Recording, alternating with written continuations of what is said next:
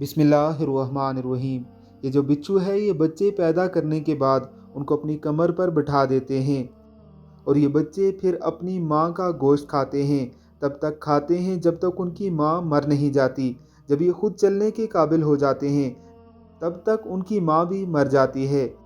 यानी कि ये अपने बच्चों को पालते पालते अपनी जान दे देती है और फिर बच्चे उसे छोड़कर चले जाते हैं।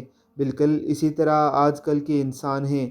आजकल के बच्चों के लिए उनकी माँ अपनी सारी ज़िंदगी उनके साथ ख्वारी करती है। फिर जब बच्चे बड़े हो जाते हैं और शादी कर लेते हैं तब तक उनकी माँ कमज़ोर हो चुकी होती है।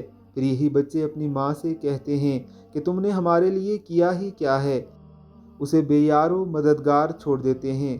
ज़िंदगी में कुछ बनो या ना बनो लेकिन बुढ़ापे में अपने माँ बाप का सहारा ज़रूर बनो। अपने वालिदैन का बहुत बहुत ख्याल रखें। बेशक ये नेमतें अल्लाह रब्बुल इज़्ज़त ने एक ख़ास वक्त तक आपको दे रखी हैं।